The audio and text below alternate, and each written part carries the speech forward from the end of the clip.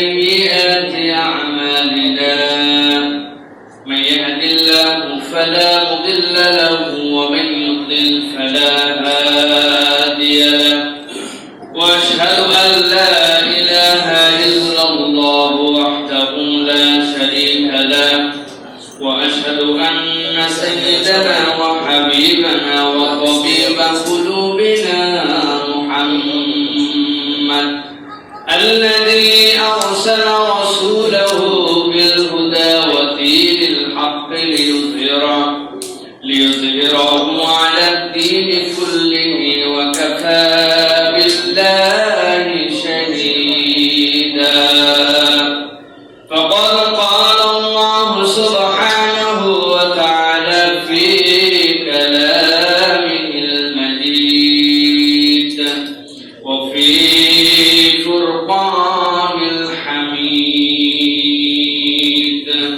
أعوذ بالله من الشيطان الرجيم. بسم الله الرحمن الرحيم. يا أيها الرسل كلوا من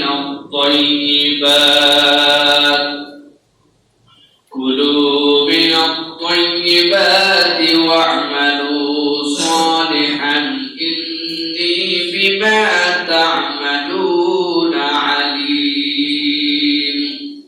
وإن هذه أمتكم أمة واحدة وأنا ربكم فاتقون.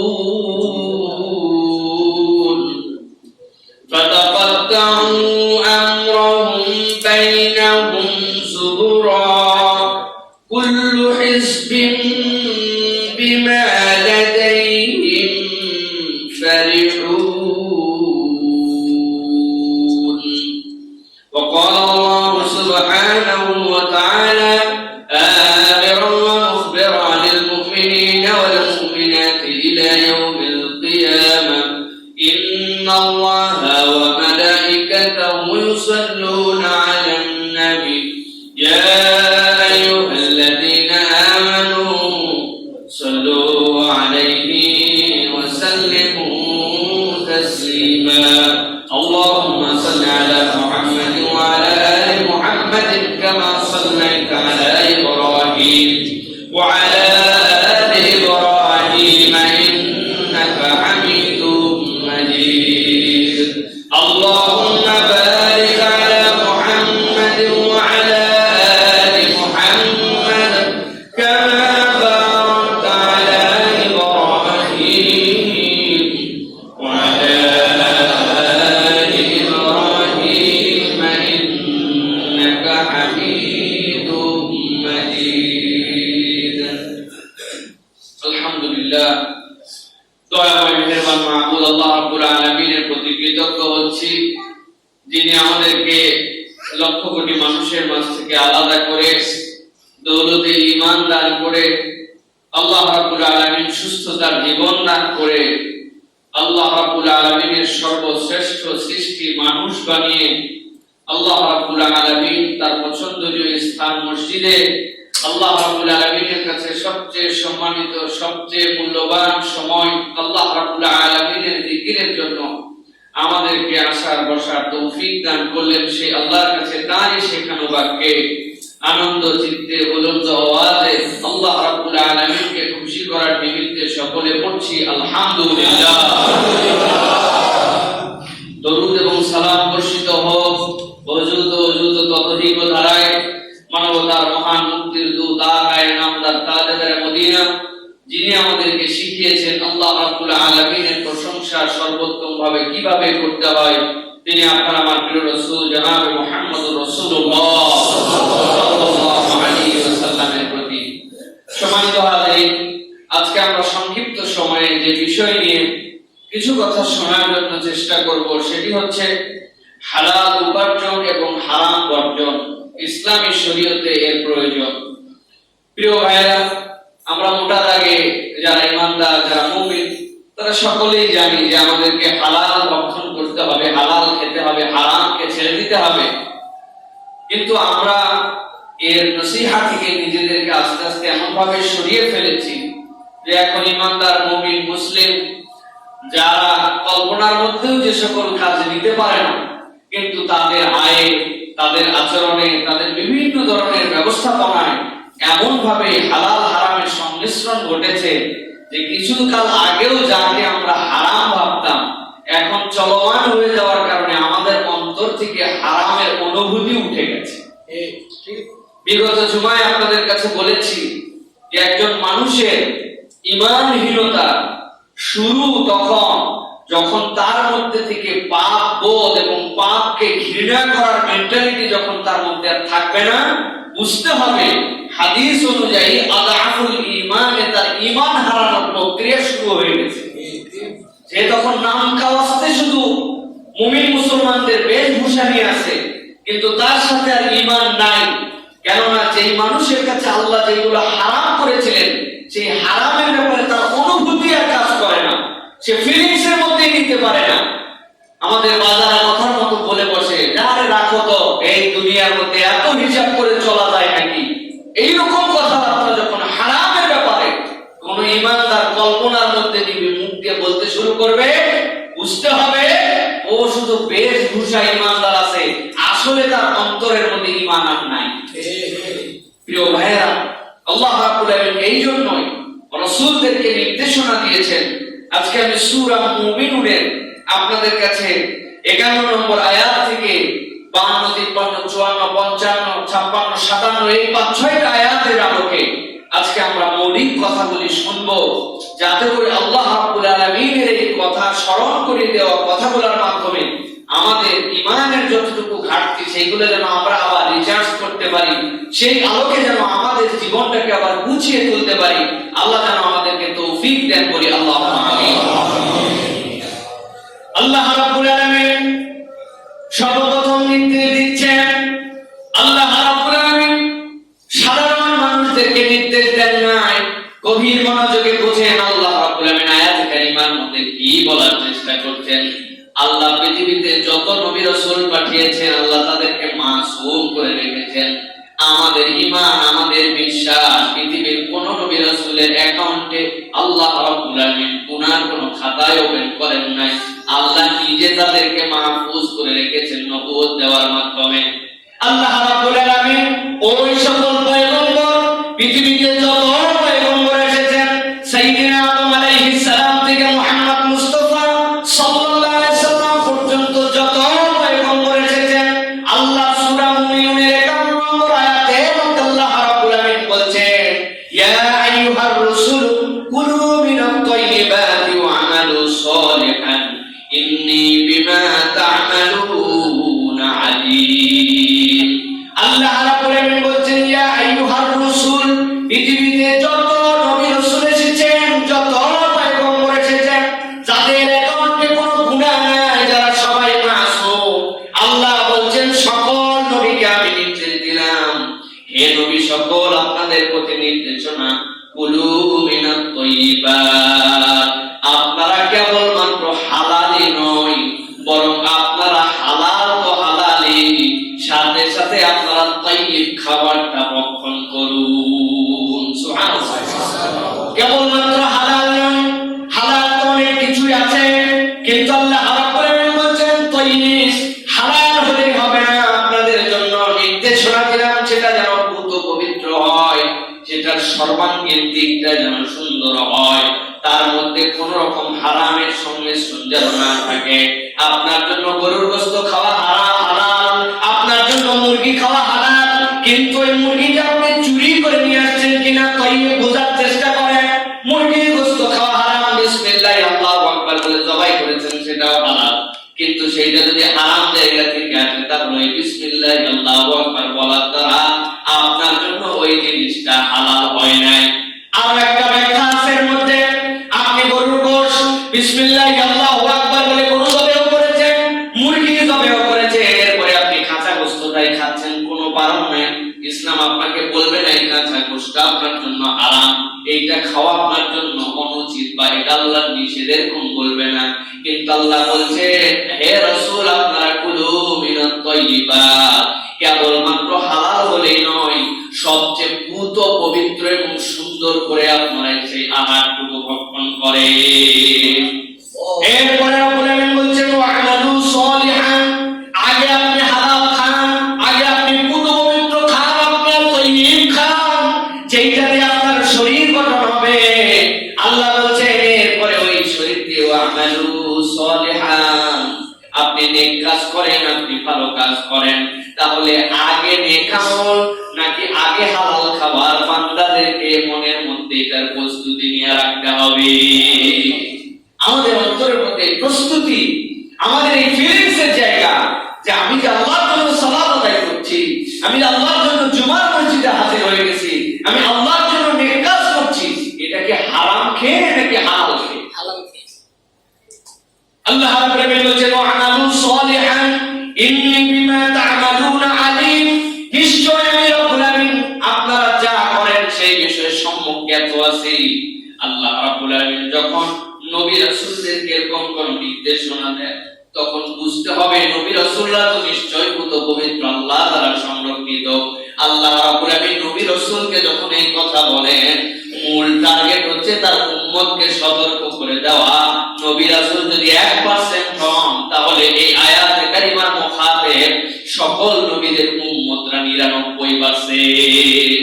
সুতরাং এই আয়াতে কারিমার দ্বারা আমরা মৌলিকভাবে বুঝতে পারি পৃথিবীতে যত নবী রাসূল আসছেন আল্লাহ রাব্বুল আলামিন সকল নবী রাসূলকে এখানে এক হিসাবে উপস্থাপন করে বলেছেন সব পয়গম্বর এবং তাদের যারা অনুগামী উম্মত ছিলেন তাদের জন্য নির্দেশনা ছিল যে তোমরা হালাল তাইয়্যিব পবিত্র খাও এবং তোমরা নেক কর্ম করো। প্রত্যেকটা নেক কর্মের আগে তোমাকে বিবেচনা করতে হবে যে আমি যে কাজটা করছি, শরীরে যে শক্তি সঞ্চয় করেছি, আমি যে পোশাকটা পরেছি, আমি যে জুতাটা পরেছি, আমি যে টুপিটা পরেছি, আমি যে সিজদা দেওয়ার জন্য যেখানে যাচ্ছি, আমার এই অংশগুলো কি হালাল কামায় নাকি হারাম কামায়? আল্লাহ এই জন্য সতর্ক করে বলছেন সব পয়গম্বরদের জন্য আমি আল্লাহর পক্ষ থেকে এটা নির্দেশনা ছিল। প্রিয় ভাইয়েরা, আল্লাহ রাব্বুল আলামিন এরপরে বলছেন ওয়া ইন্না হাযিহি উম্মাতুকুম উম্মাতান ওয়াহিদা ওয়া আনা রাব্বুকুম ফাত্তাকুন। আল্লাহ বলছেন আর জেনে রাখো এই যে যত পৃথিবীর বুকে উম্মতকে প্রেরণ করা হয়েছে এই উম্মতগুলো সবাই মৌলিক চেতনায় এক, মৌলিক কাজে এক। প্রত্যেকটা নবী রাসূলকে আল্লাহ রাব্বুল আলামিন কিসের দাওয়াত দিয়ে পাঠিয়েছেন? দাওয়াতটা ছিল তাওহীদের দাওয়াত, লা ইলাহা ইল্লাল্লাহ। এরপরে আপনি মুসা কালিমুল্লাহ, ঈসা রূহুল্লাহ, মুহাম্মদ রাসূলুল্লাহ, সেটা ভিন্ন, কিন্তু মূল মিশন, মূল দায়িত্ব একটাই ছিল সব পয়গম্বরের জন্য যে আল্লাহ তাওহীদ আপনি শিক্ষা দেন। আল্লাহ রাব্বুল আলামিন মৌলিক একত্বে তিনি যে এক অদ্বিতীয় এই শিক্ষা আপনি দেন। আল্লাহ এই জন্য বলছেন তোমাদেরকে যে এখানে মুখাতেব করলাম ইয়া আইয়ুহার রাসূল, কেন বলেছি এই কথা? আল্লাহ বলছেন ওয়া ইন্না হাযিহি উম্মাতুকুম উম্মাতান ওয়াহিদা ওয়া আনা রাব্বুকুম ফাত্তাকুন। আর জেনে রাখো এই সকল উম্মতের প্রতি যে দায়বদ্ধতা দেওয়া হয়েছিল আমি হচ্ছি তাদের রব, অতএব ভয় যদি কাউকে করতে চাও তাহলে আল্লাহকে ভয় করো। ওয়া আনা রাব্বুকুম ফাত্তাকুন, আর আমি হচ্ছি তোমাদের জন্য রব, আমাকে তোমরা ভয় করো। এই হিসাবে প্রিয় ভাইয়েরা এই আয়াতে কারিমাগুলো আমাদের জন্য বারবার নির্দেশনা দিচ্ছে যে আল্লাহ রাব্বুল আলামিন যে এক, তিনি আমাদের যে রব, সেই রবের পক্ষ থেকে নির্দেশনা হচ্ছে হালালকে আমাদের জন্য গ্রহণ করা, হারামকে আমাদের জন্য বর্জন করা। আল্লাহ রাব্বুল আলামিন এরপরে বলছেন, ভালো করে খেয়াল করেন, ফাতাকাত্তাউ আমরাহুম বাইনাহুম সুবুরা। আল্লাহ রাব্বুল আলামিন বলছেন আমি তো সকল উম্মতের জন্য যে মৌলিক নির্দেশনা দিয়েছিলাম, মৌলিক দায়িত্ব দিয়েছিলাম, রাসূলদেরকে বললাম হালাল ভক্ষণ করা, তারপরে শততা বিভক্ত কেমন করে হলো? আল্লাহ বলছেন ফাতাকাত্তাউ আমরাহুম বাইনাহুম সুবুরা।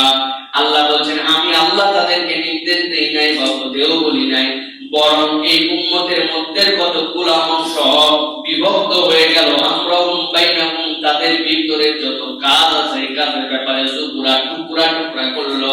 তাদের মধ্যে আল্লাহ রাব্বুল আলামিন মৌলিক দাওয়াত এক রেখেছিলেন, কিন্তু তারা অতি বুদ্ধি খাটায়া মাথা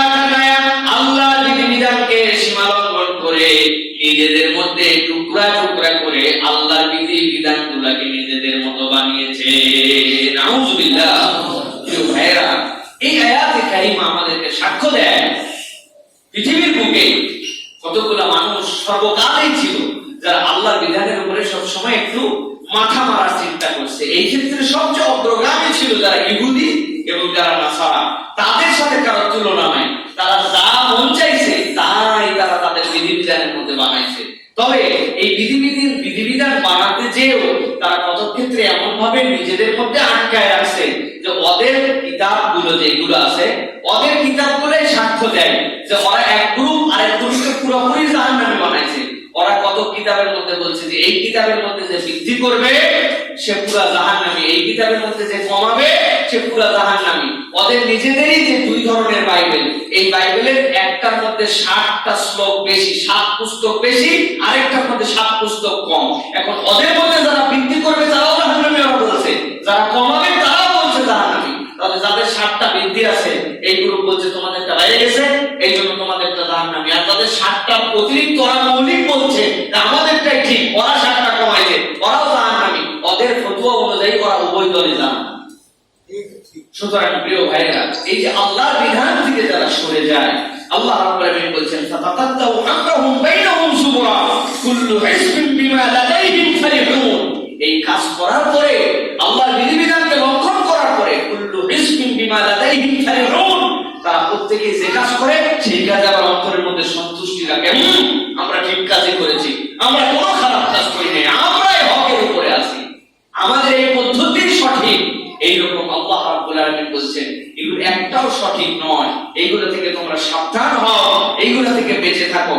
সবচেয়ে চমৎকার আল্লাহ রাব্বুল আলামিন একটা উদাহরণ দিয়েছেন এর পরের অংশে। আল্লাহ রাব্বুল আলামিন বলছেন ফাযারহুম ফি গামরাতিহিম হাত্তা হিন।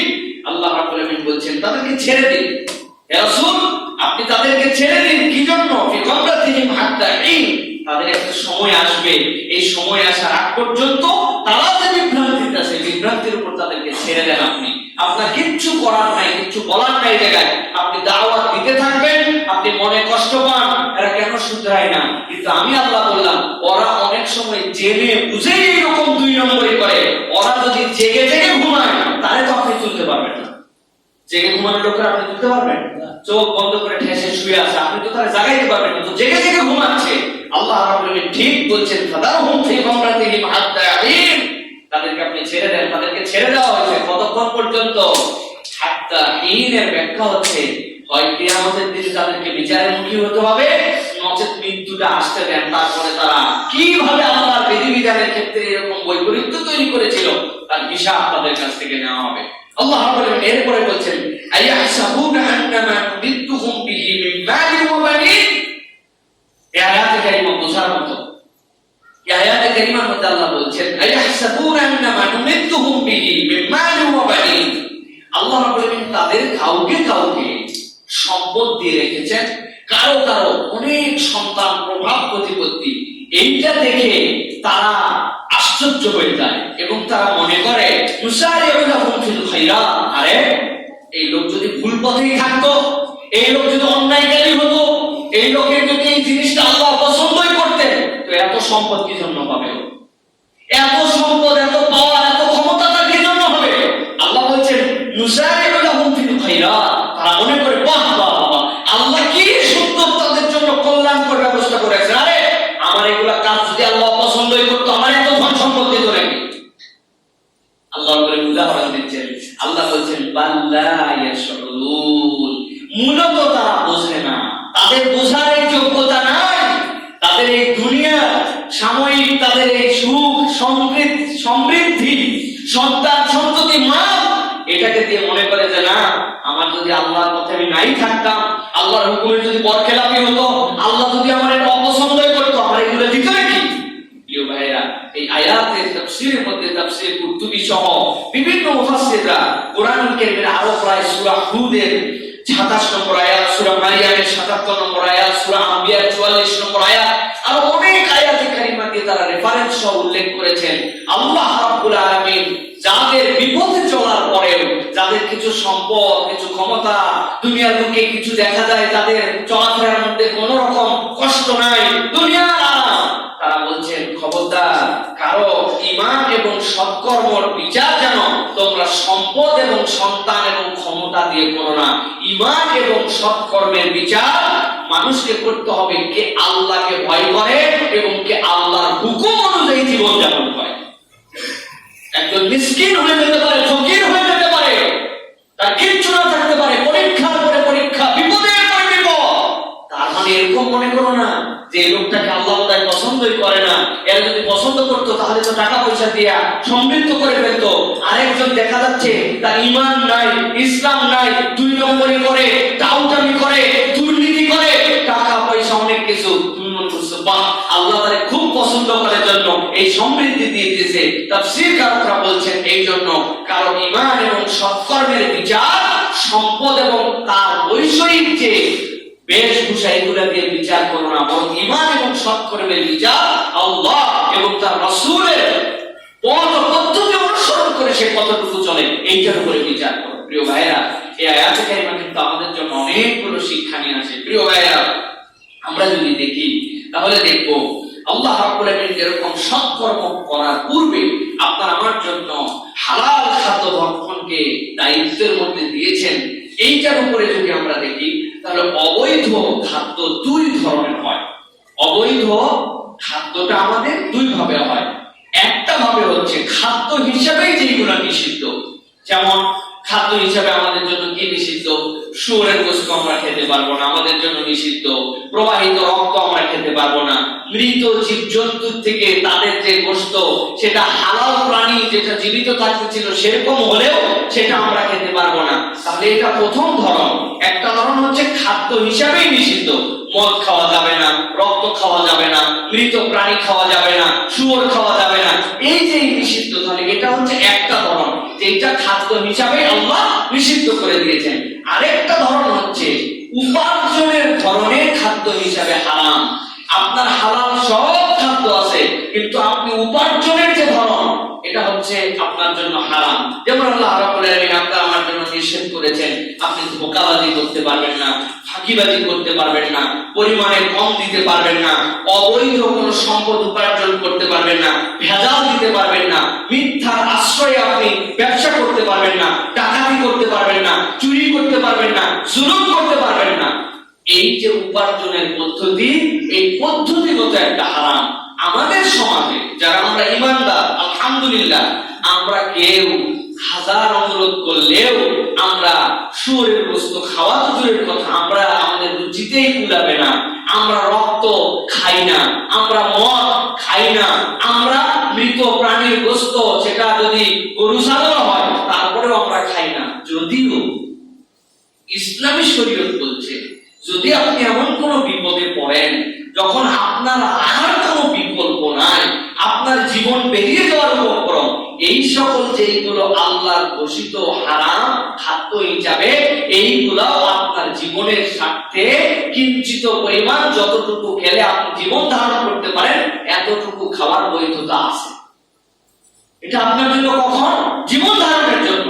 আর উপার্জনের ক্ষেত্রে যে হারাম, এটার ক্ষেত্রে ঈমানদাররা আমরা এত বেশি অসচেতন যে আমি এইটাকে যে হারাম হারাম হিসাবেই পরিগণিত করি না। ডাকাতি করে, ফাঁকিবাজি করে, ধোঁকা দিয়ে, ওজনে কম দিয়ে, মিথ্যা কথা বলে আমি গরুর গোশত কিনে নিয়ে এসে পোলাও দিয়ে রান্না করে খাচ্ছি, আর মনে করছি গরুর গোশত বিসমিল্লাহ, গরুরও জবাই করা হয়তো বিসমিল্লাহ আল্লাহু আকবার বলে, খাবারও চাল যেটা কিনে নিয়ে এসেছি, এটার মধ্যে কোনো অপবিত্রতা নাই। এই সংমিশ্রণে আপনি যে উপার্জনের হারাম খাচ্ছি, আমাদের অধিকাংশের অন্তর থেকে এই অবস্থাটা পরিবর্তিত হয়ে গেছে। ঠিক কি না? সমাজ বিবেচনা করলে আমরা দেখতে পাবো প্রিয় ভাইরা, আমাদের এই উপার্জন অবৈধ উপার্জন আল্লাহ রাব্বুল আলামিন এই জন্য বারবার এখান থেকে সাবধান করেছেন। আল্লাহ রাব্বুল আলামিন সূরা বাকারা 188 নম্বর আয়াতের মধ্যে বলেছেন, আল্লাহ বলেন ওয়ালা তাকুলু আমওয়ালাকুম বাইনাকুম বিল বাতিল ওয়া তুদলু বিহা ইলাল হুকাম লিতাকুলু ফারীকাম মিন আমওয়ালিন নাস বিল ইসমি ওয়া আনতুম তা'লামুন। আল্লাহ রাব্বুল আলামিন কঠিন নির্দেশনা দিয়েছেন প্রিয় ভাইরা। এই আয়াতে কারিমাগুলো স্বয়ং একটা দর্শের এবং সেটা নিয়ে ব্যাপক আলোচনার মুখাপেক্ষে এইগুলো আয়াতের মধ্যে এত কথা আল্লাহ আছে। এই যে 188 নম্বর আয়াত সূরা বাকারা, এর আগের আয়াতগুলো কিসের বলেন তো? কেউ বলতে পারবে? এর আগের আয়াতগুলো হচ্ছে রমাদানের নির্দেশনা যুক্ত। রমাদানে আপনি কিভাবে রোজা রাখবেন, কখন থেকে কখন পর্যন্ত সিয়াম পালন করবেন, আপনার জন্য কি কি খাওয়া যাবে কি কি খাওয়া যাবে না, আল্লাহ এর আগের আয়াতেই বলছেন উহিল্লা লাকুম লাইলাতুস সিয়ামের রাফাসু, তোমাদের জন্য তোমাদের স্ত্রীদের সাথে সিয়ামের রাতগুলোতে তোমাদের জন্য মেলামেশাকে আমি আল্লাহ বৈধ করলাম। এরপর আল্লাহ তারপর নির্দেশনা নির্দেশনা নির্দেশনা, রোজা শেষ হয়ে গেল, রোজার আয়াতের বর্ণনা শেষ হয়ে গেল। আল্লাহ রাব্বুল আলামিন বলছেন ওয়ালা তাকুলু আমওয়ালাকুম বাইনাকুম বিল বাতিল ওয়া তুদলু বিহা ইলাল হুকাম লিতাকুলু ফারীকাম মিন আমওয়ালিন নাস। সিয়ামের ক্ষেত্রে তোমাকে কি শেখানো হয়েছে? তুমি আল্লাহ ভীত হবে, আল্লাহর প্রতি তুমি তাকওয়া অর্জন করবে, আল্লাহর দিকে তাকায় তোমার সব কাজ করবে। তুমি পার্সোনালি এমন জায়গা ছিল যেখানে একদম পানি খেলে দুনিয়ার কারো খবর নেওয়ার সুযোগ ছিল না, কিন্তু তুমি আল্লাহকে সব জায়গায় তুমি সাক্ষী জেনে তুমি কখনো পানি খাও নাই, কখনো তুমি গোপনেও তুমি খানা পিনা আরম্ভ করো নাই। আল্লাহ বলছেন সেই বান্দাদের রমাদান শেষ, আমি আল্লাহ এখন নির্দেশনা দিলাম ওয়ালা তাকুলু আমওয়ালাকুম বাইনাকুম বিল বাতিল, খবরদার তোমরা নিজেদের সম্পদগুলোকে অন্যায়ভাবে ভক্ষণ করো না, একজন আরেকজনের সম্পদকে অন্যায়ভাবে ভক্ষণ করো না। আল্লাহ যে নির্দেশনা নাই সেই নির্দেশনা দিও না। রমাদানের যে নির্দেশ ওইটার ধারাবাহিকতায় মানুষের যে 11 মাস চলবে, খুব খেয়াল করে দেখেন সিয়ামের পরের মাসে সিয়ামের পরের আয়াতে আল্লাহ এই নির্দেশ দিচ্ছেন। আমাদের ধারণা যে সিয়ামের মধ্যে আমরা যদি এই খাবার খাই আমাদের রোজা ভেঙে যায়, কিন্তু আল্লাহ বলছেন তুমি কি জানো, তুমি যদি অপর বান্দার হক নষ্ট করে একজন আরেকজনের অধিকার খর্ব করে তোমরা যদি যে খাবার খাও, এই খাবারটা খেলে তোমাদের ঈমান ভেঙে যেতে পারে। আমরা আমাদের রোজা ভাঙা নিয়ে সতর্ক ছিলাম, কিন্তু আমাদের ঈমান ভাঙা নিয়ে আমরা সতর্ক নই। আল্লাহ দ্বিতীয় একটা পাঠ বলছেন ওয়াতুদলু বিহা ইলাল হুকাম লিতাকুলু ফারীকাম মিন আমওয়ালিন নাস। আরেকটা রোগ তোমাদের মধ্যে সাংঘাতিক, দুইজনের মধ্যে গন্ডগোল। ও জানে যে এই জিনিসটা আমার নয়, যেহেতু আমাদের কোর্ট কাছারি আছে, যা হয় হবে, কোর্টে যা ফয়সালা হবে আমি সেই ফয়সালায় নিব। উনি জানে এটা অবৈধ, উনি জানে এটা ওনার নয়, কিন্তু তারপরে কোর্টের মধ্যে উপস্থাপন করে দিয়েছে কোর্ট যা ফয়সালা দিবে সেটাই আমি মেনে নেব। ও বাবা, উনি জানে এটা মিথ্যা, এটা উনি এর পক্ষে নয়, কিন্তু কোর্টকে তিনি প্রভাবিত করতে পারে, অথবা বিচারকের কাছে উপস্থাপন করে দেয়। আল্লাহ বলছেন তোমাদের মানব জীবনে যতগুলা কঠিনতম অপরাধ আছে তার মধ্যে একটা অপরাধ হচ্ছে তুমি যদি জানো এটা অন্যায়, তারপর একটা ফয়সালা পাওয়ার জন্য সেটা যদি কোর্টে কাছারিতে সালিশে তুমি উপস্থাপন করো, তুমি দুনিয়ার বুকে মানুষের এইরকম অন্যায় অপকর্ম করে সম্পদ যদি খাও সমস্যা নাই, তুমি যখন এই বিচারটা ওই কোর্টের মধ্যে দাও আর মানুষের সম্পদকে অন্যায়ভাবে গ্রাস করো, এটাও মনে রাখো তোমার এই কাজের সাথে সাথে জাহান্নামে তোমার জন্য একটা সিট বরাদ্দ হয়ে গেছে। আল্লাহ রাব্বুল আলামিন এই জন্য বলছেন বিল ইসমি ওয়া আনতুম তা'লামুন, এমন কাজ তোমরা করেছো, এমন ভাবে তোমরা এই ফয়সালাটা দিয়েছো, এই বিচারকের কাছে তুমি এই রায়টাকে উপস্থাপন করেছো যেটা তুমি জানো অন্যায়, কিন্তু জানার পরেও তুমি অন্যায়টাকে তুমি উপস্থাপন করেছো। আল্লাহ বলছেন এরকম কোনো কাজ করে না। প্রিয় ভাইয়েরা, এটা আমাদের জন্য অত্যন্ত দামি কথা। আজকে আমরা কোর্ট কাছারিতে যেগুলো দেখতে পাই, যে কেস বাংলাদেশের থেকে কেস পৃথিবীর কোন আদালতে এত বেশি পেন্ডিং আছে কিনা আমরা জানি না। ফৌজদারি কেস আছে, আমাদের দেওয়ানি কেস আছে, এমন দেওয়ানি কেস আছে দাদার দাদা শুরু করে দিয়ে গেছে, নাতি আজ পর্যন্ত বহন করে, এখন পর্যন্ত তার সমাধান হয় নাই। এরকম হাজার হাজার কেস আমাদের আছে, আছে না? কি এইগুলো সব কি জ্ঞান ওরা জানে না? অন্যায় জেনে বুঝে একটা কেস ঢুকে দিল মানে ইসকে হয়ে গেল, অর্ডার আটকায় গেল, এরপরে যুগ যুগ পার হয়ে যাচ্ছে। আল্লাহ বলছেন এটা কখনো ইমানদারের চরিত্র হতে পারে না। এক জীবন মানুষের জন্য, ছোট্ট জীবনে মানুষ দুনিয়া ছেড়ে চলে যাবে কিছুদিনের মধ্যে, এরপরে তার আল্লাহর কাছে হিসাব শুরু হবে। ওই পারের হিসাব তার এখনো শুরু হয়ে গেছে, আর এইদিকে তার দাদার থেকে শুরু করে নাতি পর্যন্ত আজ পর্যন্ত ওই কেস শেষ হয় নাই। মিথ্যা কেস, ভুয়া কেস, বাউলা কেস, এইরকম কেস। আল্লাহ বলছেন খবরদার একজন আরেকজনের সম্পদ খাওয়ার জন্য তোমরা ভুয়া ভাবে আদালতের কোনো কিছু উপস্থাপন করো না। আল্লাহ রাব্বুল আলামিন আরো একটা নির্দেশনা দিয়েছেন সূরা নিসার মধ্যে। আল্লাহ রাব্বুল আলামিন বলেছেন ইয়া আইয়ুহাল্লাযীনা আমানু লা তাকুলু আমওয়ালাকুম বাইনাকুম বিল বাতিল ইল্লা আন তাকুনা তিজারাতান আন তারাদিন মিনকুম। আয়াত কারিমাটা অনেক অনুপ্রেরণাদায়ী আয়াত। আল্লাহ বলছেন তোমরা একজন আরেকজনের সম্পদকে অন্যায়ভাবে ভক্ষণ করো না, তবে হ্যাঁ তোমরা পার্টনারশিপে অথবা দুইজনের সমন্বয়ে তোমরা ব্যবসা করো, এই ব্যবসা করে তোমরা খাও। এই আয়াতে কারিমা কোরআনুল কারীমের শিক্ষা দেয়। আল্লাহ রাব্বুল আলামিন কোরআনে অনেক জায়গায় বিজনেসের কথা বলেছেন, কিন্তু কোরআনুল কারীম কোথাও আমাদেরকে চাকর হতে বা চাকরি করার ক্ষেত্রে আমাদেরকে উৎসাহ দেয় না, নিষেধও করে না, কিন্তু উৎসাহ দেয় না। এই জন্য দুনিয়ার যত বারাকা, দুনিয়ার যত কল্যাণ করার ক্ষমতা, দুনিয়ার যত মানুষের রিজিকের প্রশস্ততা, সবগুলি ব্যবসার মধ্যে আল্লাহ রাব্বুল আলামিন ঢুকায়। ব্যবসা, কারণ আল্লাহ রাব্বুল আলামিন কোন জায়গায় বলেন নাই এরকম একজন আমেল, এরকম একজন চাকুরিজীবী যে খুব সৎ কর্মশীল, আল্লাহ তাকে মা সিদ্দিকিন ওয়া শুহাদা ওয়া সালিহিনদের সাথে জান্নাতে দিবেন, বলেন নাই। বরং আল্লাহ নবী বলছেন আত-তাজিরুল আমিন, যে বিশ্বস্ত ন্যায়পরায়ণ ব্যবসায়ী হবে, আল্লাহ তার হাসর নাসর সাহাবীদের সাথে, সিদ্দিকদের সাথে, নবী রাসূলদের সাথে করবেন। সুবহানাল্লাহ। সুতরাং ব্যবসার মধ্যে বরকত আছে, ব্যবসার মধ্যে কল্যাণ আছে। আমাদের এই কনসেপ্টের বাইরে আসতে হবে। এখন আমরা গ্রাজুয়েট হয়েছি, আমরা পড়ালেখা শেষ করেছি, আর চিন্তা করছি আমি একটা চাকরি করব কবে, আমি কেমনে একটা চাকর হব। প্রিয় ভাইরা, এই মেন্টালিটির বাইরে আসতে হবে। হ্যাঁ, প্রশাসন সহ বিভিন্ন জায়গায় যোগ্য মানুষদেরকে যেতে হবে, এটাও আমাদের, কিন্তু আমাদের প্রত্যেককে একজন করে উদ্যোক্তা হওয়ার চেষ্টা করতে হবে, যে আমি উদ্যোগী হই, আরো 10 জন ভাইকে আমার সাথে যেন সম্মিলিত করতে পারি। এরকম কোন একটা কার্যক্রম নেই না। আমি গ্রাজুয়েট হয়েছি মানে আমি চিন্তা করছি আমার এখন চাকর হওয়া লাগবে। যতদিন চাকর না হচ্ছে ততদিন পর্যন্ত আমি কি আছি, বেকার আছি। ভাই, আপনি চেষ্টা করেন, ফাঁকে ফাঁকে আপনি অন্য কাজও করেন। আপনি কেন বেকার থাকবেন? পৃথিবীতে মুসলমান নামধারী কোন মানুষ কখনো কল্পনা করতে পারে না সে বেকার আছে। কেমনে আপনি বেকার আছেন? খবরদার কোনোদিন বেকার করবেন না। পড়ালেখা শেষ হয়েছে, একটা কাজ খোঁজার চেষ্টা করছি, কিন্তু এর মধ্যেও কাজে আছে। কি কাজে আছেন?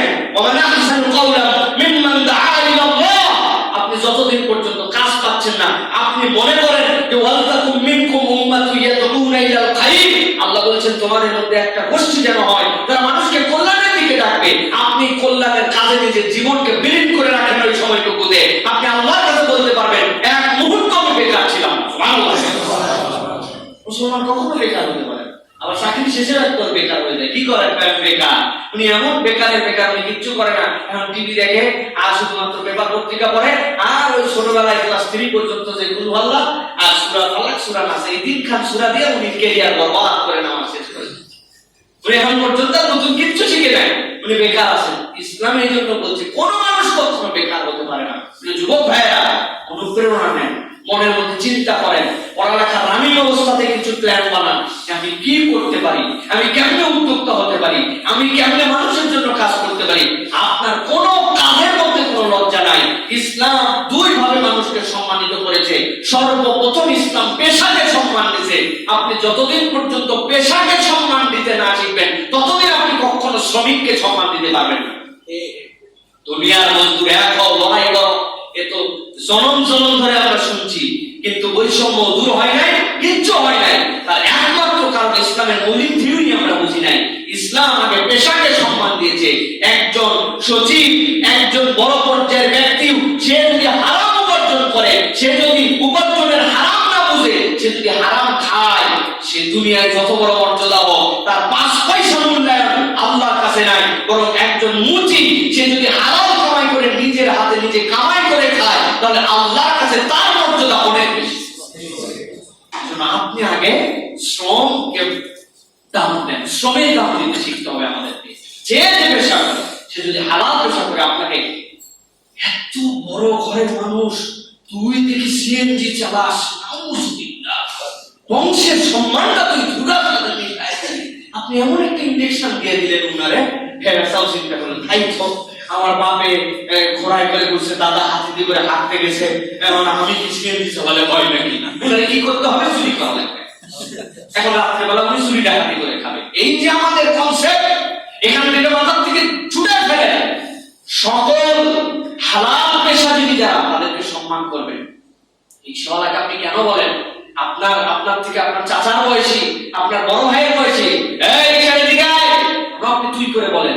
আপনি ওনাকে সবচেয়ে বেশি সম্মান করেন, যে সবচেয়ে বেশি কায়িক শ্রম খাওয়ায়, যে শ্রম দিয়ে নিজের হালাল পেশা করতেছে, যে নির্মাণ শ্রমিকটা মাথায় করে পুরা কাঠ আর সিমেন্টে ভরপুর, এদিকে তাদের এদিক কর, আপনি সম্মান করেন, রাসূলুল্লাহ সাল্লাল্লাহু আলাইহি ওয়াসাল্লামের নির্দেশ দিয়ে আপনি তাকে সম্মান করেন, আপনি বুঝান যে আপনি কষ্ট করে নিজের শরীর খাটায়, আল্লাহ রাসূল বলেছেন আল্লাহর কাছে সবচেয়ে প্রিয় খাদ্য ওইটা যে নিজের শরীর খাটায় ভেঙে কামাই করে খায়। সেই ভাই আমার হালাল কামাই করছে, আপনি তাকে রেসপেক্ট করেন, আপনার থেকে ছোট হলেও তাকে আপনি সম্বোধন করে তাকে আপনি আল্লাহ রাসূলের দেওয়া সম্মান অনুযায়ী সম্মান দেন, তবে বোঝা যাবে যে আপনি শ্রমের দাম দিতে শিখেছেন। আপনি আগে মানুষের শ্রমের দাম দেন, সে যাই করুক, হালাল করে আলহামদুলিল্লাহ, উৎসাহ দেন, খুব ভালো কাজ করছিস, বসে থাকে কি হবে, তুই কয়েকদিন এই কাজটা করছিস, খুব ভালো ভাই, তুই কি হয়েছে তাই সেলসম্যান হয়ে আছিস, তাই কি সমস্যা, তুই এখানে কাজ করছিস, ভালো কাজ করে আবার অন্য জায়গায় চলে যাবি, কাজ কর। আমরা বাঙালি, আমাদের দেশে আমরা খুব ফুটানি মারি, আমরা বিরাট বিরাট ভূমিকা নিয়ে থাকি, কিন্তু এই মানুষগুলি যখন অন্যান্য দেশে যায় তখন আবার সব কাজ আমরা করি, সেখানে আমাদের কিচ্ছু যায় আসে না। বিদেশে যায় কেউ ডিসি হয়, বিদেশে যায় কেউ ওসি হয়, শোনেন না কি করছে বিদেশে, আমি ওসি ছিলাম, ডিসি ছিলাম, এটা ছোট করার জন্য বলছি না প্রিয় ভাইরা, যেই মানুষের এই দেশে মূল্যায়ন করে না সেই মানুষ বাইরে যায় আবার সব কাজের মূল্যায়ন করে। ডিসি মানে হচ্ছে উনি ডিশ ক্লিনার, রেস্টুরেন্টে যাওয়ার পরে উনি বাথলা বাসন ধুয়ে দিত, খারাপ পেশা না, জঘন্য পেশা, নাউজুবিল্লাহ। ওখানে যাওয়ার পর আপনি ডলার পান, ওখানে যাওয়ার পর আপনি রিয়াল পান, এই জন্য আপনি ওখানে ডিশ ক্লিনকে আপনি স্বাভাবিক কাজ দিয়েছেন। আপনি ওই সকল দেশে, এই জন্য আমরা বলে থাকি তাদের কেবল ঈমান নাই, তাদের কাছে ইসলাম আছে, আর আমাদের খালি ঈমান আছে, আমাদের কোনো ইসলাম নাই। ওদের ঈমান নাই, ইসলাম আছে, কোন পেশাকে ছোট মনে করে না। আমার কাজিনদের মধ্যে থেকে এরকম আছেন, ব্যারিস্টার হয়েছেন, ইংল্যান্ডে পড়ালেখা করে, পেপার দিছে, সকালবেলা থেকে 10টা পাউন্ড কামাই করার জন্য 1 ঘন্টা পেপার দিয়ে 10 পাউন্ড কামাই করছে, ক্লাস করে আসার পরে সন্ধ্যার পরের থেকে রেস্টুরেন্টে সার্ভিস দিছে, রেস্টুরেন্টে মানুষকে খাবার দিয়ে আবার 10 পাউন্ড কামাই করছে। ইজ্জত চলে গেছে না? তুমি ব্যারিস্টারি করো, এইভাবে তুমি পয়সা কামাই করার জন্য সকালবেলা পেপার দাও, হকার এরকম বলে না? তার মানে তারা সকল পেশাকে সম্মান দেয়, সে করে খাচ্ছে। আর আমাদের মধ্যে এইটা, আলহামদুলিল্লাহ ইমানদার, উনি বেকার, উনি ঘুরে বেড়ায়, উনি কিছুই করে না, উনি 5 বছর ধরে চাকরি তালাশ করছে। প্রিয় ভাইরা, আসলে এই তালাশের মেন্টালিটি ছেড়ে আপনি কাজ খুঁজে দেখবেন ইনশাআল্লাহ আল্লাহ রাব্বুল আলামিন বরকত দেবে। এইজন্য আমি আমার প্রিয় যুবক যারা পড়ালেখার মধ্যে আছেন তাদেরকে বলবো, এখন থেকে প্ল্যান তৈরি করেন। আপনার পড়ালেখা শেষ না, পড়ালেখার শেষ বছরের আগে আপনার একটা প্ল্যান করতে হবে যে আমি কি করতে পারি, কেমন আমি হালাল কামাই করতে পারি। আপনার ব্রেনকে খাটান, আপনার মাথার মধ্যে একটা আইডিয়া তৈরি করেন। খালি মুখ দপ্তরে আবেদন করে রাখলাম, তুমুক জায়গায় আবেদন করে রাখলাম, আমার চাকরি হলো না, আমি বেকার, এই কাজ করেন না প্রিয় ভাইয়া। আল্লাহ রাব্বুল আলামিন আমাদেরকে বুঝ দান করুন প্রিয় ভাইয়া। এই জন্য বলছি, আল্লাহ বলছেন ইল্লা আন তাকুনা তিজারাতান আন তারাদিন মিনকুম, আল্লাহ বলছেন তোমাদের পরস্পরের মধ্যে কি বলে সমঝোতার ভিত্তিতে তোমরা যদি ব্যবসা করো, সেখানে যদি তোমরা একজন আরেকজনের সাথে পার্সেন্টেজ ভাগ করে খাও, এটা তোমাদের জন্য হালাল করা হয়েছে। তবে খবরদার একজন আরেকজনের অন্যায় মাল তোমরা ভক্ষণ করো না। প্রিয় ভাইয়েরা, আমরা এর আলোকে যে নির্দেশনা দুটো বললাম, একটা হচ্ছে সরাসরি খাদ্য হিসাবে হারাম, আরেকটা হচ্ছে উপার্জনের প্রক্রিয়ায় হারাম। আল্লাহ রাব্বুল আলামিন বিশেষ কয়েক প্রকার উপার্জনকে আবার কোরআন হাদিসের মধ্যে আল্লাহ এবং তার রাসূল উল্লেখ করেছেন। এর মধ্যে একটা হারামের হারাম, সাংঘাতিক হারাম, সেটা হচ্ছে অবৈধ সম্পদ গ্রাস করা, কারো সম্পদকে অবৈধভাবে গ্রাস করা। 2 নম্বর জুলুম করা, যৌতুক এবং চাঁদাবাজি। চাঁদাবাজি এবং যৌতুক এটা হচ্ছে জুলুমের অন্তর্ভুক্ত, এটাকে কঠিনভাবে ইসলাম হারাম করেছে। 3 নম্বর আগ্রহ এবং ইচ্ছার অতিরিক্ত কাউকে চাহিদা এবং চাপিয়ে দেওয়া, কারো উপরে আগ্রহ এবং তার ইচ্ছা যেটা নাই এর অতিরিক্ত কাউকে চাপায়ে দেওয়া, মানুষের উপরে চাপায়ে দেওয়া, জুলুমকে চাপায়ে দেওয়া। সেই মানুষটা যা করতে পারবে না, আপনার অধিভুক্ত, আপনার হয়তো সে কর্মচারী আপনার কাছে কাজ করে, কিন্তু তার এটা ক্ষমতা নাই, আপনি জানেন, আপনি যদি সেই জায়গায় থাকতেন আপনি নিজেও পারতেন না, অথচ চাই এমন অমূলক জুলুমকারী হিসাবে আপনি তার প্রতি টার্গেট নির্ধারণ করে দিয়েছেন, যেটা কোনোভাবেই সম্ভব না। তো বলে দিছেন কেন? দিছি এই জন্য যে এরকম একটা সাফ দিলে তাও কিছু বের হবে, আর কোনো না সাফ দিলে কিছুই বের হবে না, এই জন্য তার প্রতি জুলুম দিয়ে রাখছে। আল্লাহ রাব্বুল আলামিন ভাবে নিষেধ করেছেন। এরপরে আইনের ফাঁক-ফোকর দিয়ে সম্পদ নিয়ে যাওয়া, এটাকে বারবার কোরআনুল কারীমের মধ্যে সরাসরি নিষেধাজ্ঞা দেওয়া হয়েছে। প্রিয় ভাইরা, আরেকটা হচ্ছে অবৈধভাবে মুসলিমের কোনো অধিকার কেউ ছিনায় নেওয়া, এটাকে আল্লাহ রাব্বুল আলামিন হারাম করেছেন। সহিহ মুসলিমের হাদিসের মধ্যে আসছে, আউজাবাল্লাহু লাহুন নার ওয়া হারামা আলাইহিল জান্নাহ, কেউ যদি অবৈধভাবে কোনো মুসলিমের অধিকারকে ছিনায় নেয়, আল্লাহ তার জন্য জাহান্নামকে ওয়াজিব করেন, জান্নাতকে হারাম করেন।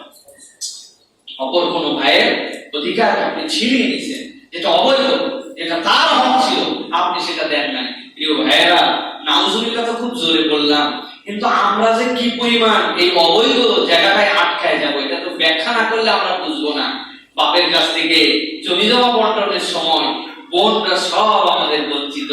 বোনদেরকে তখন বুঝতে, বাপের ভিটা তুই নিবি, তো সংসারটা শেষ করবি। বাপের ভিটা যে মেয়েরা নেয়, তাদের জীবনে কোনো বরকত হয় না স্বামীর সংসারে।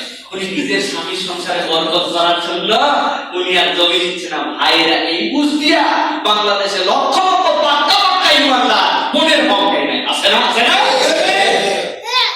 বোনের সম্পদ যে দিয়ে দেওয়ার আগে সেটা হয় না, মাঠের ভাগ, বিটার ভাগ না বাবা, তুই গরামের ভাগ নিছে, মাঠের ভাগ কত?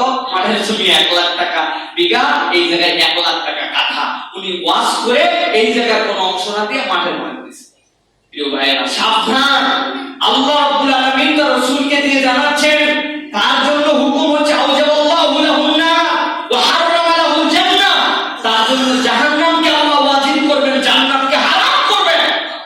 আমরা শত শত মানুষ আটকায় আছি। আপনি আজকে হিসাব মিলান, বোন কত কথা নাই, তুই নিবি কে না নিবি, পরে তুই হিবা করবি না দান করবি, তোর ব্যাপার। আমি দুনিয়ায় ভাগ নিতে চাই না, তোর বুঝ তুই নিয়ে যাবা। এরপরে মনেরা যদি দেখে স্বামীর ঘরে তুই স্ট্যাম্প দিস, তার কোনো সমস্যা নাই, বলবি তুই তাহলে হেবা লিখে দে, আমি দুনিয়ার থেকে সার্টিফিকেট চাই। লিখে দিতে হবে যে আমি ভাই তোরে দান করলাম এইটা। আর মনেরা কি জন্য নেয় না জমি জানেন? আরেকটা কারণ আছে। আমরা ভাইরা এমন কঠিন, চিন্তা করে আহারে বিয়ে শাদী হয়ে গেছে, বাপ মা মরে গেছে, এখন যদি ওই ভিটা নিয়ে নেই, তাহলে বাপ মায়ের ভিটায় যে একদিন বেড়াতে যাবো, কেমনে যাবো? যাওয়ার তো জায়গা নেই, তো ভাইয়ের বাড়ি হয়ে যাবে। এই জন্য নিজেদের এই কিঞ্চিত বাপ মায়ের প্রতি টানে, অন্তত যেখানে আমি নারী কুটা আছে, আমার বাপ মা যে জায়গায় ছোটবেলায় আমাকে লালন পালন করছে, ওই জায়গাটায় যেন যাইতে পারি। এই জন্য ভাইয়ের সাথে কেওয়াজ না করে ভাইরে বলেন, নে ভাই নে, তুই নে ভাই, আমার লাগবে না। আসলে লাগবে না, ভিতরে যে কোন দুঃখে বলে। আমি তো বলি প্রিয় বোনেরা, আপনারা ওই অধিকার ছাড়বেন না, লাগবে না মানে কি? একজন মেয়ে হজে যাওয়ার জন্য 2 জনের টাকা লাগে। কিভাবে? আল্লাহ রাব্বুল আলামিন বলেছেন, মান ইসতাতা ইলাইকুম সাবিলা, তোমাদের মধ্যে থেকে যারা কাবা ঘর পর্যন্ত পৌঁছাতে পারো তাদের জন্য তোমাদের হজ ফরজ। এখন মেয়েরা তো একাই হজে যেতে পারে না, তার তো মুহররম লাগে। মুহররম লাগে না? একাই হজে যেতে পারে না, এমন একজন লাগবে যার সাথে তার বিবাহ বন্ধনে আবদ্ধ আরাম। এই টাকাটাও ওই মেয়ের ব্যবস্থাপনায় বলে তবেই সেই মেয়ের প্রতি হজ ফরজ হয়। কোন মেয়ের প্রতি খালি মক্কা শরীফ যাওয়ার মতো টাকা ফরজ হয়ে গেছে জন্য তার হজ ফরজ নয়, বরং আরেকজন মুহরিমকে সাথে নেওয়ার মতো খরচ দেওয়ার উপযুক্ত হলে তবেই হজ ফরজ হয়। মা বোনেরা, আপনারা হজের নিয়ত করেন, আপনি আপনার বাপের মায়ের ভাগের টাকা কেন ছেড়ে দিবেন? আপনি ওইটা নেন, আল্লাহ আপনার জন্য অধিকার দিয়েছে। আপনি ওইটা নিয়ে আপনি আরেকজনের মুহরিমের খরচ দিয়ে আপনি আল্লাহর করে যাওয়ার নিয়ত করেন। আপনার অন্য অভাব নাই, তাই কি? আপনি হজে যান, আপনি পিতামাতার জন্য দোয়া করেন, আপনি নিজের জন্য আল্লাহর কাছ থেকে তাবিউ বাইনাল হজ ওয়াল উমরা ফাইনাহুমা কাফারাতুন লিমা বাইনাহুমা, হজ করবার বার, উমরা করবার বার, এর ভিতরের গুনাহ আল্লাহ রাব্বুল আলামিন maaf করে দিবেন। আপনি নিয়ত করে আপনি সম্পদ নেন, আমরা তো উৎসাহ দেই। প্রিয় ভাইরা, আর প্রিয় ভাইরা, এই হায়াতের আলোকে খুব মনে রাখবেন যে খবরদার 1 ইঞ্চি জমি কারো লঙ্ঘন করার চিন্তা করেন না। রাসূল সাল্লাল্লাহু আলাইহি ওয়াসাল্লাম বলেছেন, মান আখাযা শিবরাম মিনাল আরদি যুলমান, কেউ যদি 1 বিঘত জমি কোনো ভাইয়ের জুলুম করে গ্রহণ করে নেয়, তার হকে ছিল না, সে 1 বিঘা নিছে, 1 বিঘত শিবরান, সানসেটটা বের করে দিছে, রাস্তা সিঁড়িটা ঠেলে তুলে দিছে, হিসাবের বাইরে সরকারের জমির উপরে একটু অধিকার কাটাইছে। আল্লাহ রাসূল বলছেন, মনে রেখো কিয়ামতের দিনে 7 জমিন তোমার কাঁধের মধ্যে ঝুলাই দিয়ে আল্লাহ জাহান্নামে পাঠাবে। কত জমি লাগে তো আল্লাহ ওই দিন দিয়ে দিবেন আপনাকে আমাকে। প্রিয় ভাইয়েরা, এই যে ল্যান্ড ডেভেলপ করছে যারা, আল্লাহ জানে যদি অন্যায় করে এগুলি করে, চারিদিক দিয়ে বালু ফেলাইয়া মধ্যে বেচারির 2 বিঘা গরিব মানুষ, ওইটুকুই তার সম্পদ, দিবি না, না লাগবে না, চারিদিক দিয়ে বালু দিয়েছে, দিয়ে বেচারি বেকারিরাই করে জমির দাম হয়তো 1 লাখ টাকা ছিল, এখন 20,000 টাকা বলে হয়েছে। এইরকম টেকনিকে দুর্নীতি করে লক্ষ লক্ষ মানুষকে নিঃস্ব করা হয়েছে আমাদের বাংলাদেশে। আছে কিনা? হাউজিং সোসাইটি বানাইছে। আপনার এই পকেটের এই জমিটুকু না করে আমাদের হাউজিং সুন্দর হচ্ছে না। ওনারে আল্লাহ এবং রাসূল হাউজিং সোসাইটি বানানোর নির্দেশনা দিয়েছে না। উনি বড় গুরু, অমুক গুরু, তমুক গুরু, মানুষকে বেকায়দায় ফেলে আশপাশ দেখে মধ্যে রাস্তা দেয় নাই, বেকায়দায় ফেলে মানুষের থেকে জমি নিছে। আছে না? কেউ আছে না? আরো একদল আছে বেচারীরা বেকায়দায় থাকে, বিচারক হিসাবে আরেকজনের কাছে নিয়ে গেছে। এরও জমি ঝামেলা, বড় জমি ঝামেলা, বিচারক যার কাছে নিয়ে গেছে উনি এমন বিচারক, উনি বিচার এত সুন্দর করছে এই দুইজনের কেউই আর জমি পায় নাই, বিচারকের জমি হয়ে গেছে, বিচারকের বাড়ি হয়ে গেছে। এইরকম আছে। আল্লাহ রাসূল বলেন টেনশন করো না, আই আল্লাহ আমাকে জানাইছেন মান আখাযা শিবরাম মিনাল আরদ যুলমান, 1 বিঘা জমি যদি কেউ অন্যায়ভাবে অপর মুসলিম ভাইয়ের, অপর কোন ভাইয়ের, অপর কোন হিন্দু ভাইয়ের জালিম হোক মানুষের গ্রহণ করে, কত জমি লাগে আল্লাহ কিয়ামতের দিনে দেখাবেন। জাহান্নামে দেওয়ার আগে 7 তরফ জমি ঝুলাইয়া তারে অপদস্থ করে তারপরে জাহান্নামে পাঠাবেন। নাউযুবিল্লাহ। সাবধান যারা ল্যান্ড ডেভেলপ করছেন, সাবধান হাউজিং সোসাইটি বানাচ্ছেন, জমি কিনে কিনে প্লট বিক্রি করতেন, সাবধান। এদের অধিকাংশ জমির পিছনে অন্য ভাইদের কান্না আছে, অন্য ভাইদের কান্না আছে। হ্যাঁ, আপনি যদি বুঝিয়ে দিতে পারেন যা দাম সরকার যেরকম নেয়, কোন রাস্তা যদি করা হয় সেই রাস্তার মধ্যে যাদের জমি পড়ে তাদেরকে আগামী 20 বছর পরে জমির যে ডিমান্ড হবে এরকম দাম দিয়ে গভর্নমেন্ট তাদের থেকে অ্যাকোয়ার করে নেয়, মানুষ আরো হ্যাপি থাকে। মানুষ চিন্তা করে আরে সরকারের রাস্তায় কেমনে আমার জমিটা গেল না, কেনে তো ডবল ডবল 3 ডবল পাইতো, অখুশি না। এটাই উত্তম পদ্ধতি, এটাই পদ্ধতি। কিন্তু আপনি টেকনিক্যালি আশপাশ দিয়া সুন্দর করে কিনে কিনে এমন একটা টেকনিক করছেন, এর কোনো রাস্তা নাই, আপনার মধ্যে যাওয়া লাগবে, চারিদিক দিয়ে বালু ফেলে এমন উঁচু করছেন ও ফসল পর্যন্ত ওখানে করতে পারবে না। দিতে চাইছিল না কিন্তু বেকায়দাই করে দিছে, দিছে তো দিছে। আপনি যে দাম বলছেন সেই দামে দিতে পারবে, তোর জমির এত দাম হবে কিনা? আসলে আশপাশে সবগুলা কিনছে 2 লাখ 3 লাখ, এখন উনারা দিছে 50,000 টাকা।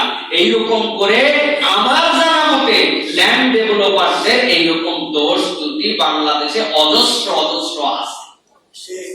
প্রিয় ভাইরা, সাবধান হয়ে যান, খবরদার। আপনাকে সুরের বস্তু দিলে আপনি খাবেন না।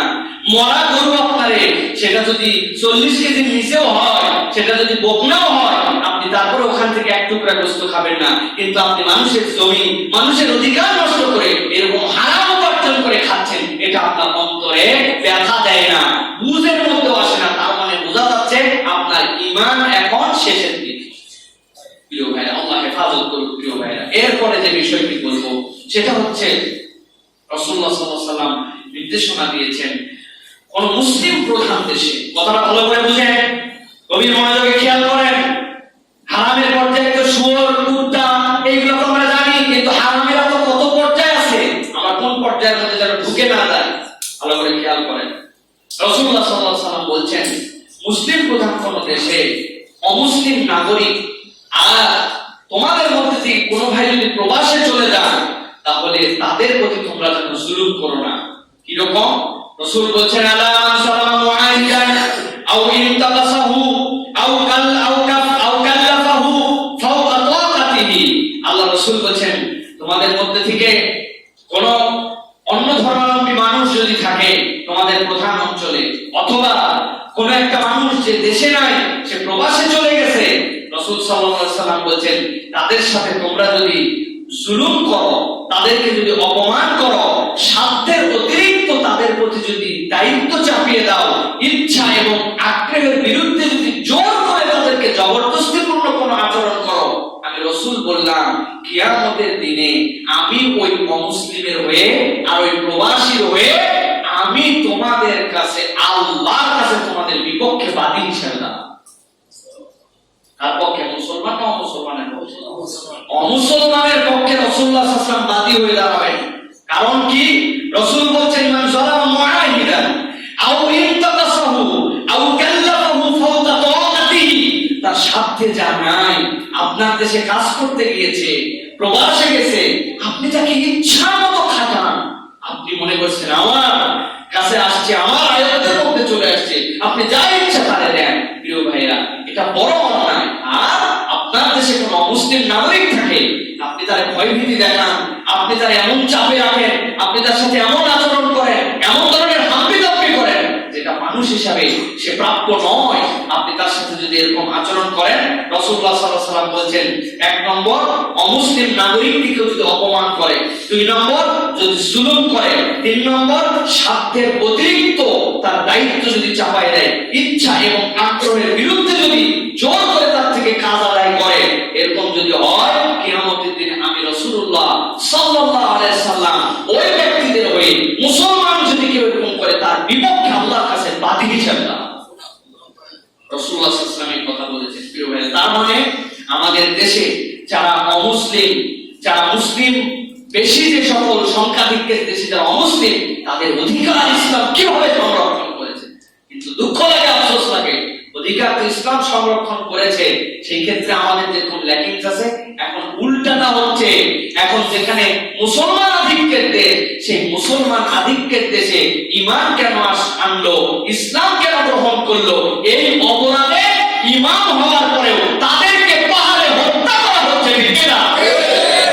মুসলমান সজাগ এবং সচেতন হতে হবে, সজাগ এবং সচেতন হবে, মাথা খাটায় চলতে হবে।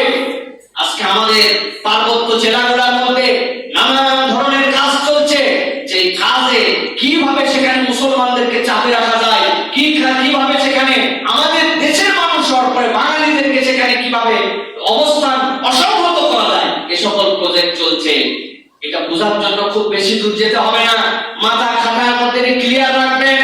পূর্ব তিমুর নামে একটা দেশ ছিল, পৃথিবীর এরকম অনেক দেশ ছিল, যেখানে আস্তে আস্তে করে অন্য ধর্ম গ্রহণ করায়া জাতিসংঘের কাজ হচ্ছে।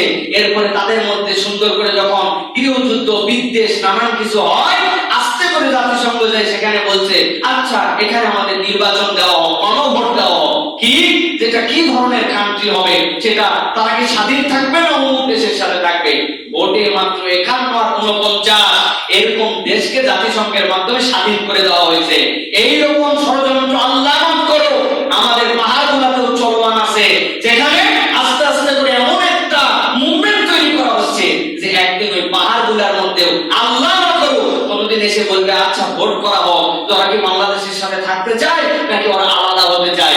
আস্তে করে ভোটে বিজয়ী করে ওখানে স্বাধীনতা বানায় আমার দেশ থেকে ওটাকে সরায় দিবে।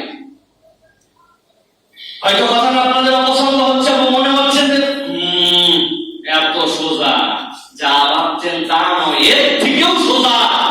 তাছাড়া পাহাড়ের মধ্যে একজন মুসলমান ইমাম হয়েছে, যে ইসলাম গ্রহণ করেছে, পাহাড়ে দ্বীনের দাওয়াত দেয়, তার দাওয়াতে 30-এর অধিক ফ্যামিলি ইসলাম গ্রহণ করেছে, তাকে হত্যা করে ফেলা হলো। কোন সাহসে, কোন দুঃসাহসে একজন মানুষকে হত্যা করতে পারে, এটাকে বুঝতে বাকি আছে। সতর্ক হতে হবে। Raise your voice, আপনার কণ্ঠকে উজ্জীবিত করেন, দৃষ্টিকে প্রসারিত করেন, দ্বীনের দাওয়াত যারা দিচ্ছেন দাওয়াতের প্যাটার্ন চেঞ্জ করেন, মানুষের কল্যাণে কাজ করেন, এবং কাউকে বিদ্বেষের দিকে আগে নিয়েন না। ওরা এরকম করছে বলে আমরা এরকম করতে পারি না, আমাদের এটা ডিউটি নয়। কিন্তু ইমানদারের দুঃখে আপনার ব্যথিত হতে হবে। ইমানদার একজন, তাকে কেন এরকম করে নির্মমভাবে হত্যা করা হলো, এটার বিচার অবশ্যই আপনাকে চাইতে হবে। ঠিক না? এটা আমাদেরকে চাইতে হবে প্রিয় ভাই।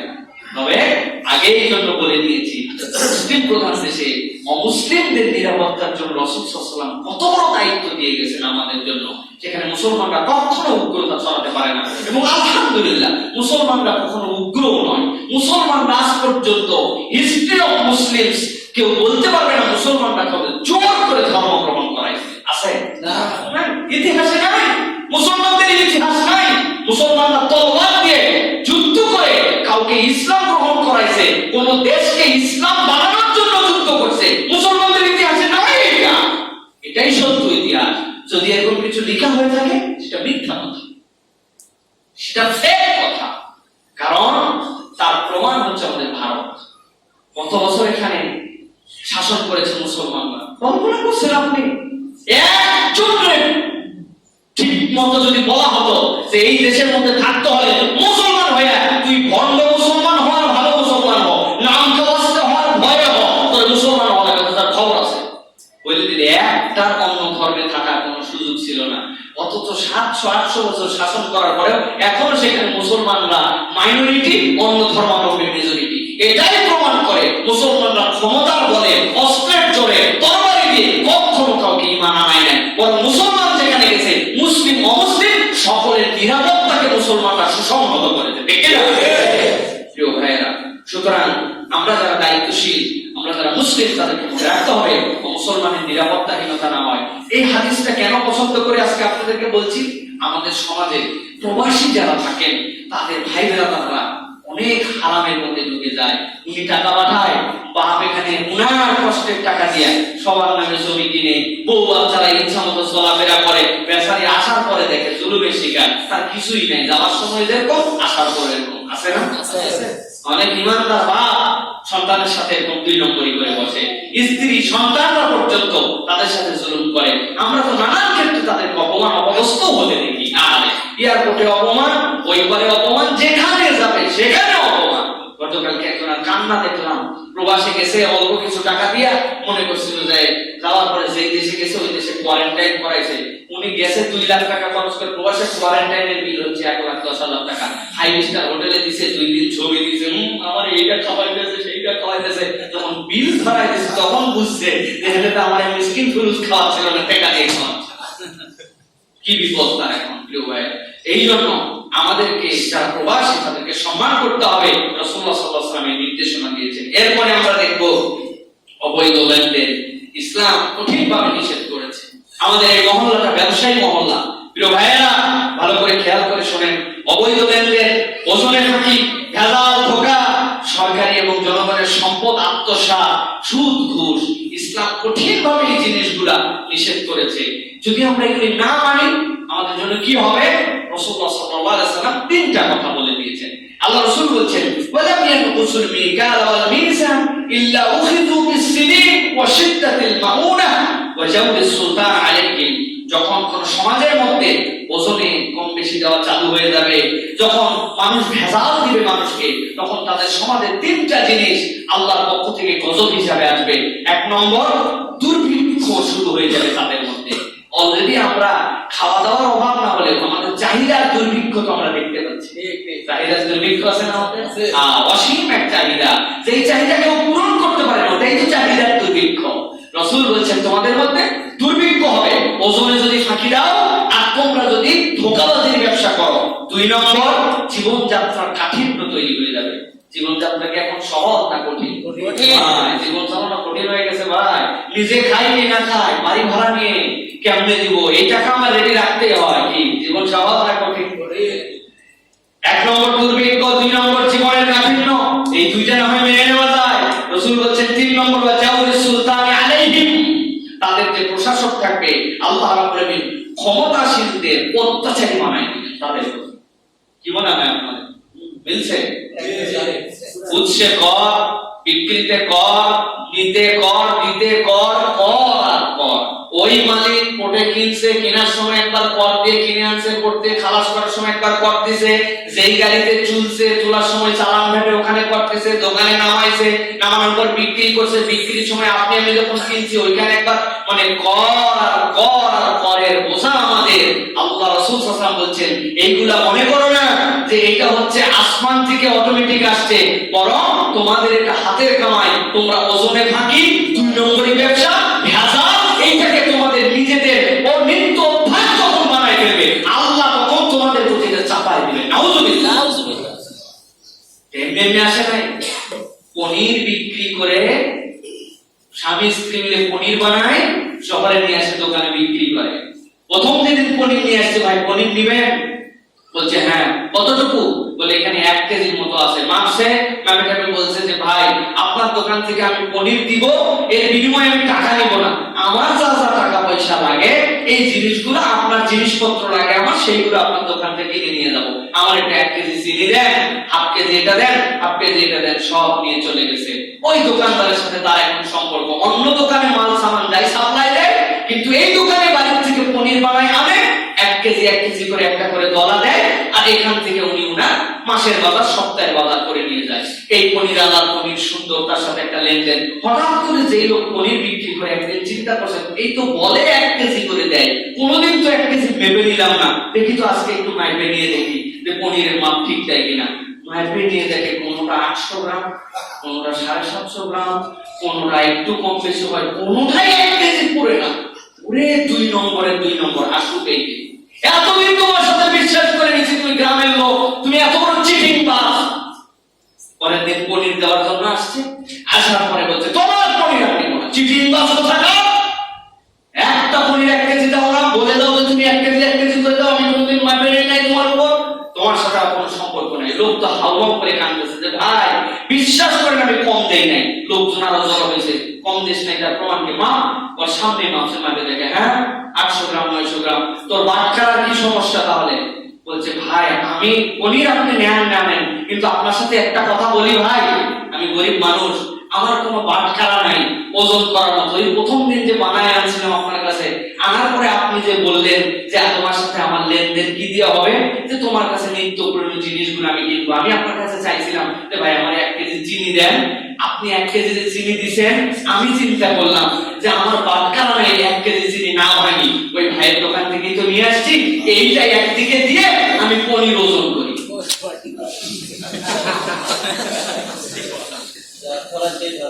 ভাইয়েরা, এই যে 2 নম্বর সমাজের রন্ধে অমুক পাম্পে যাও, ট্রাস্টের পাম্পে তেল কিনো, আরে তেলের পাম্পে ভিড়। আমি বললাম গ্যাসের লাইন দিচ্ছি তেলে, ভাই হুজুর এই জায়গার তেলটা সলিড মাপে দেয়, এই জন্য ট্রাস্টের পাম্পের মধ্যে সবাই তেল নেওয়ার জন্য লাইন দিছে।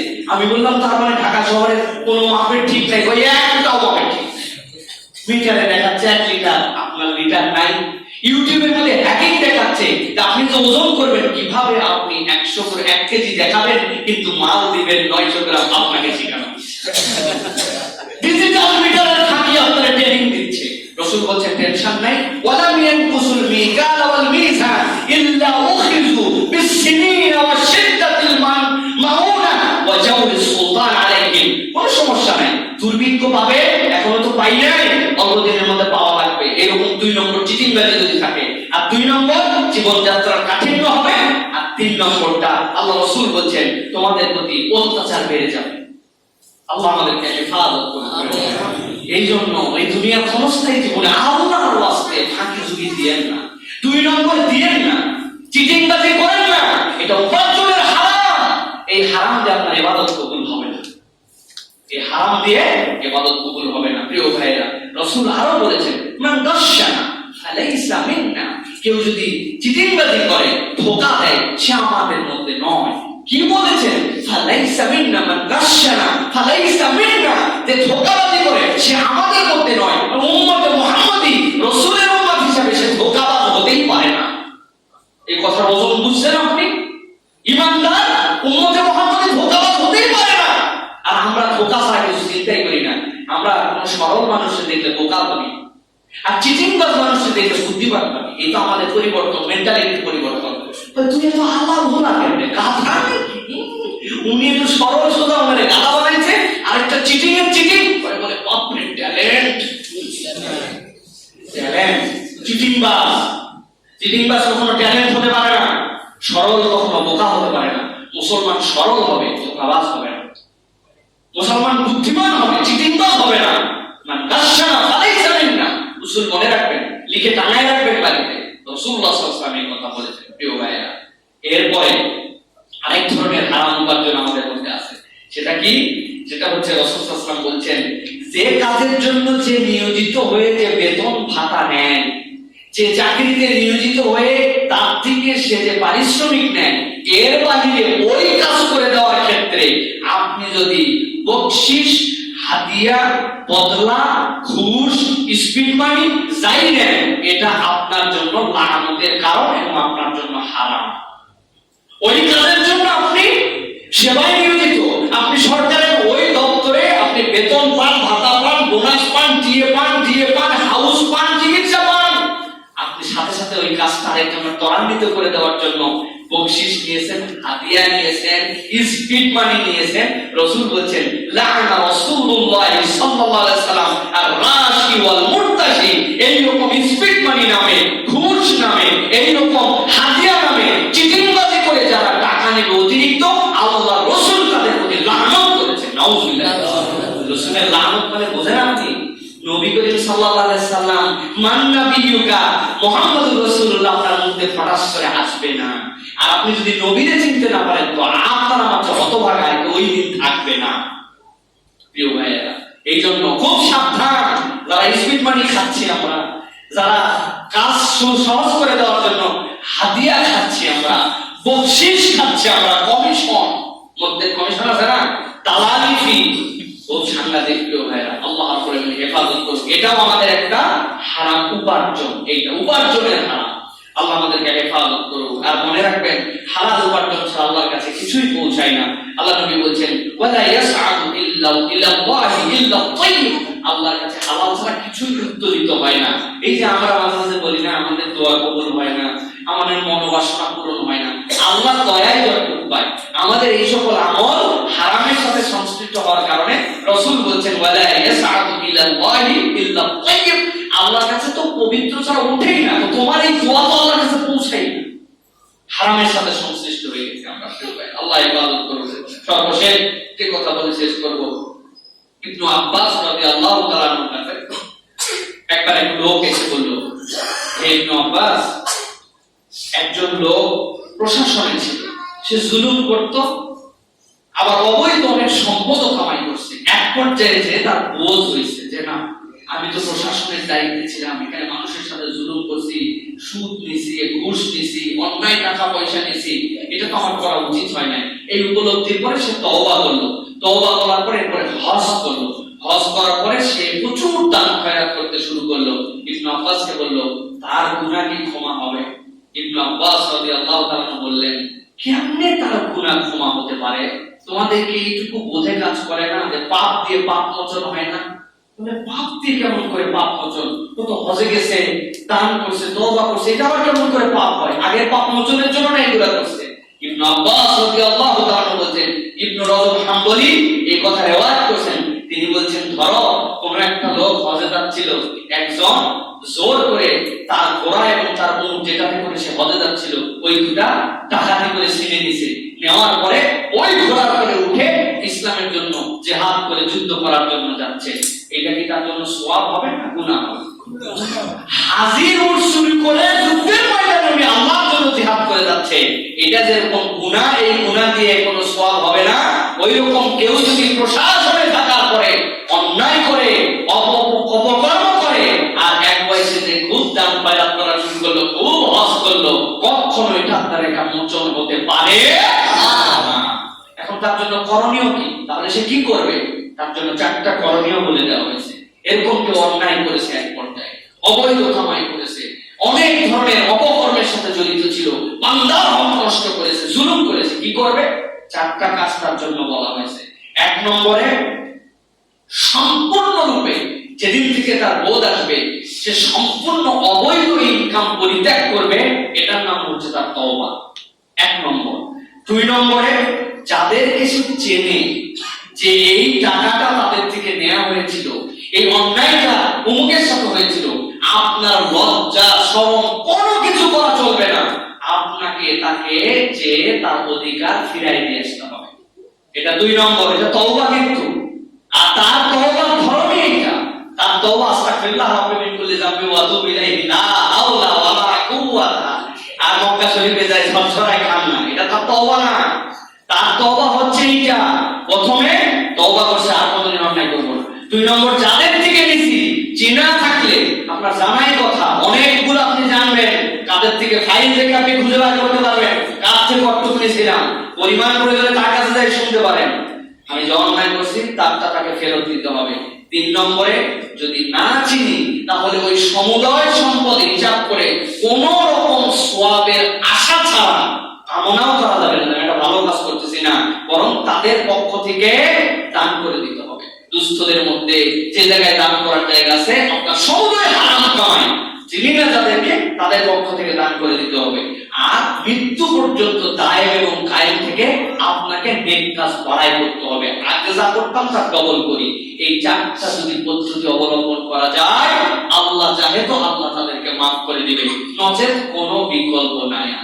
এই জন্য প্রিয় ভাইয়েরা, আমাদের সমাজের মধ্যে এখন এটা রোগ হয়ে গেছে যে আমরা কি কামাই করলাম না করলাম দেখি না, কিন্তু কেউ দান করলে আমরা মনে করি একদম দানবীর হয়ে গেছে, একদম বিরাট কিছু হয়ে গেছে। প্রিয় ভাইয়েরা, আরো একটা কথা অনেক বুজুর্গানে দিন বলেন যে এই মানুষগুলা যারা হুজুরের অন্যায় করলো, অপকর্ম করলো, এ করলো, তারপরে দেখি বছরকে বছরে হজে যায়, এ করে ও করে, কেন? এটার একটা কারণ, যদিও এটা কোরআন হাদিসের যুক্তি না, কিন্তু এটার একটা কারণ এরকম যে কিয়ামতের দিন যে মুফলেস হবে, পুরা দেউলিয়া হবে। দেউলিয়া কিভাবে হবে?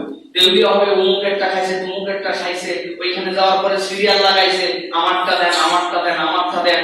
এখন অর্থ বিলে যদি কিছুই না থাকে তো দিবে করতে, খালি তো গুনাই তখন ট্রান্সফার হবে, ওরা তো কিছু দেওয়া লাগবে। এই জন্য আল্লাহ দুনিয়াতে এগুলা করায় ওই দিন আরো বেশি হতাশ করাবে নয়।